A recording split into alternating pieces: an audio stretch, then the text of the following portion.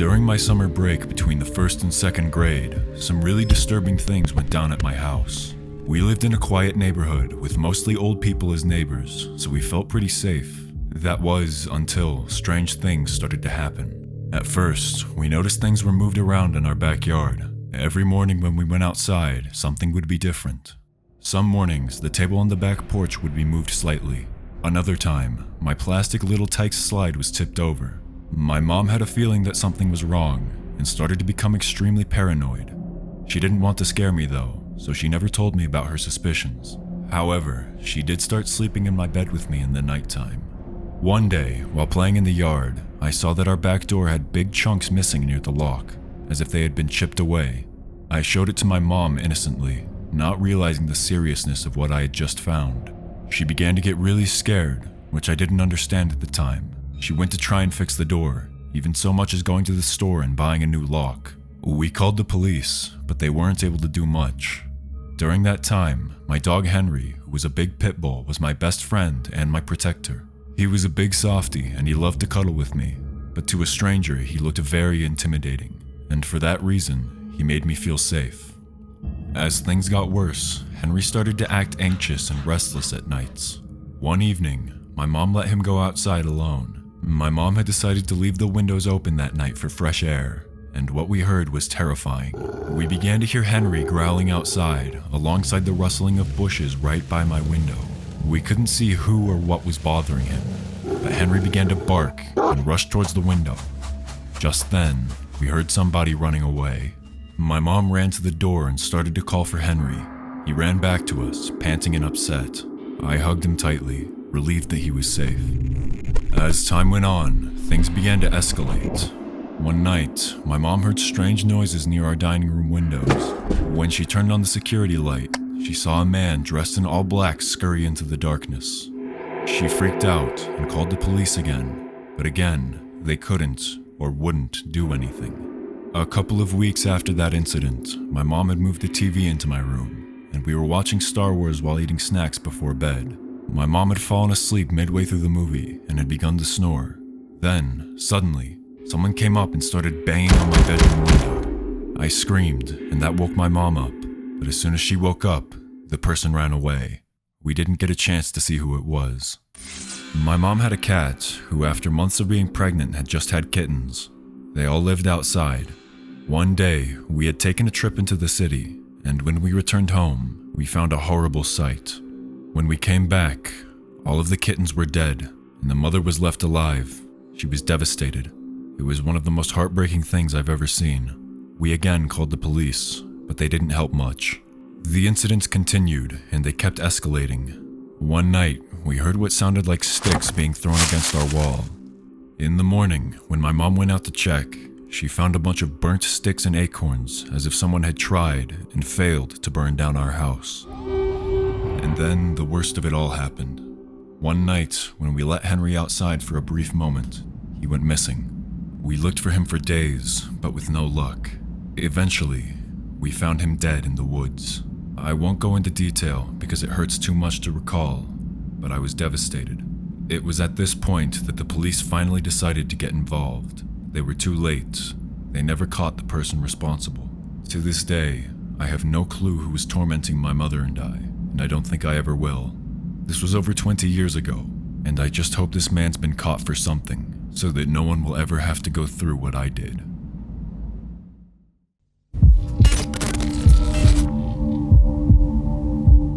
I was 18 years old and on my way home to California. It was the summer break after my sophomore year of college. I had a 9-hour car ride ahead of me, so I stocked up on energy drinks, soda, and snacks for the ride home. I left my school late after dinner and planned on driving late into the night.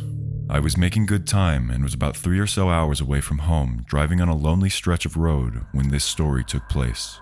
I suddenly got the urge to pee. Those energy drinks that I chugged were coming back to haunt me, and I kicked myself for not going when I was at a gas station 45 minutes before. I saw a sign that advertised a rest stop coming up, so I drove the few miles to the sign and then pulled in. Parked in the parking lot was a ratchet-looking sedan, and on the other side of the lot was a Sprinter-type van.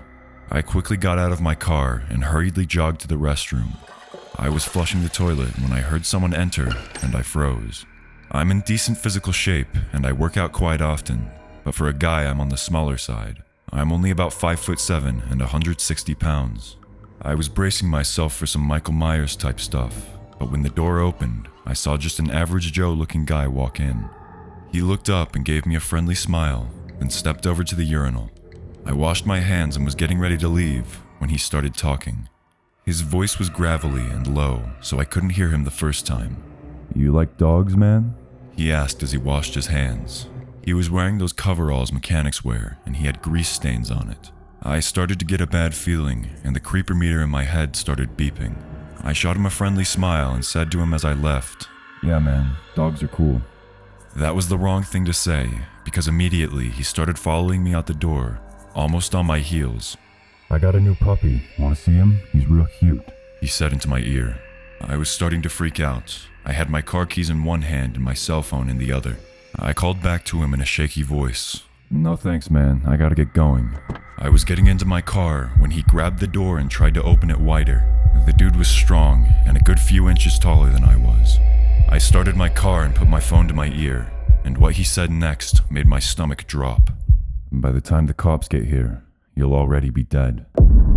With that, I kicked his stomach, and thank goodness it connected because he let go of the door and fell backwards. I then locked the doors and screeched out of the rest stop. I saw him scramble for his car, but I didn't stay around to watch. I was a nervous wreck for the next 3 hours, thinking he was going to follow me home and finish me off. When I got home, I told my dad all about what happened, and he talked me out of calling the authorities.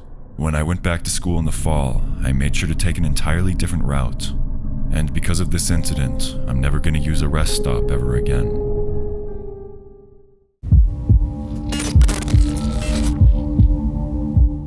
This happened when I was 17 years old. I'm from Bosnia, and I used to go fishing with my friends whenever I could. When our summer break began, we would explore many of the rivers around our country. Usually we would encounter animals or people, but nothing too special. Keep in mind that the legal driving age in Bosnia is 18 years old, so we would usually just take a bus to our location or walk to it. One night, my friends and I sat on a bus and went to a city that wasn't too far away. When we arrived in the city, before we were able to exit the bus, an old creepy drunk guy came up to us and started to speak to us. "You boys going fishing?" I replied to him, saying something like, "Yes, just in the lake over there." He laughed a really creepy laugh and then said, "Well, good luck then. I hope you catch some fish." We arrived at the lake. It was a very beautiful night out, and we started fishing. At around 1:30 a.m., after a few beers, we could hear some people arguing in the distance. One of my friends took a flashlight and shined it into the distance. As he went over a bush, someone clearly crouched down. Since there were many of us, we weren't really scared. My friend with the flashlight and I went to investigate it, while the others stayed near the campfire.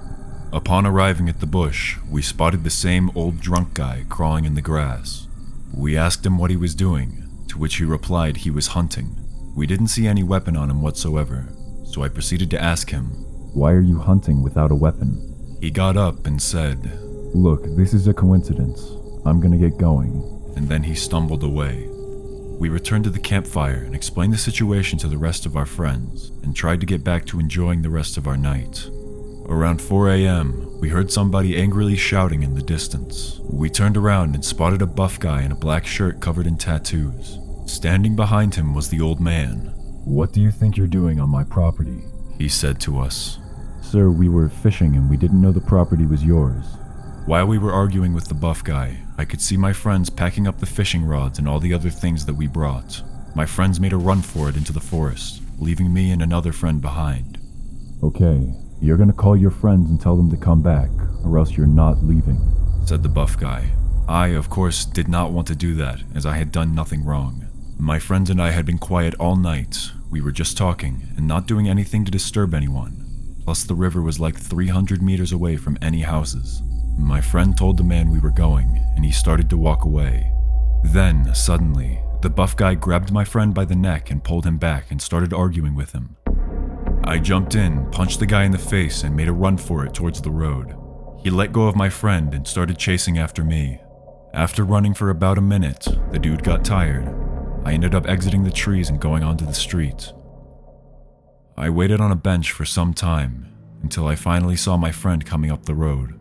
He sat down next to me, looking exhausted. He told me that right after the buff guy started to chase after me, the old guy jumped on him with a hunting knife.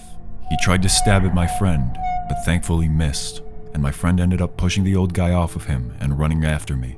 We called the cops after that, and a patrol came and we gave our statement. We called our other friends and ended up meeting up with them. The cops explained to us that the part we had been in had indeed been private property, but again, the guy grabbing my friend by the neck was not a proper reaction. We ended up going home, but it still bothers me thinking back on it.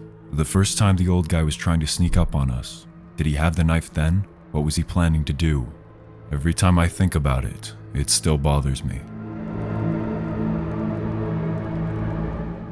This video contains 3 true stories of people with creepy neighbors, and this playlist contains all the scary stories on this YouTube channel. If you enjoyed this video, watch one of these next.